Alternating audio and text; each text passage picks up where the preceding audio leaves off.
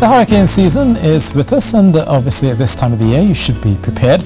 Right now there's just a tropical wave passing across the eastern Caribbean, but it's basically being hampered by those upper level winds. You can just see it here. The clouds are building across Guyana, bringing some showers and rains there. Some of that passing off across southern parts of Trinidad, but at the top of the atmosphere we basically do have these upper level winds. These upper level winds are basically bringing a sinking feeling all the way across many parts of the eastern Caribbean, and some of that is affecting the northern parts of Trinidad and Tobago. So that's where you see that split in the weather, and you can see here that long line of upper level winds extends into the Atlantic. Also, it's basically bringing some stable conditions out there, and also some Saharan dust that's adding a dry, dusty feel, and that's inhibiting most of the convection of most of those tropical waves leaving. So right now it's quite quiet across the Atlantic, and it shall remain so for Trinidad and Tobago over the next few days, despite one or two passing showers. After all, it is still the wet season. So a passing shower or two through this evening and overnight. You may see one as well through the morning and during the first part of the afternoon,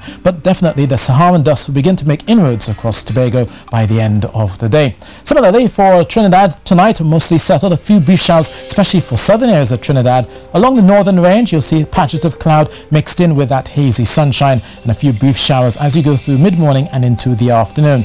Now the southern areas of Trinidad will be likely slower to clear from those overnight showers, but you will eventually see some of that hazy sunshine arriving as you go through your afternoon and eventually clearing through the evening and overnight.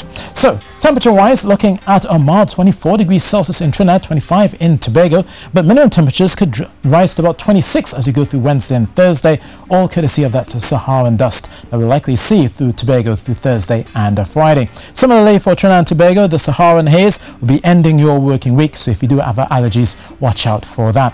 Not much happening out at sea. 2-meter wind waves, a moderate chop with those east-southeasterly winds coming through at 15 knots, and you will notice your high tide at 9:30 p.m. Now across the eastern Caribbean we have that high pressure in charge and an upper level trough keeping conditions pretty stable. Out towards the Greater Antilles we have high pressure as well in charge here, maybe just a slither of cloud pushing in across parts of Cuba, but overall conditions should be mostly settled. So passing showers then expected for parts of Jamaica, mostly cloudy for Kingston, 32 degrees Celsius expected there, but a hot 34 is likely in Santo Domingo. More hot weather to come for the next few days there.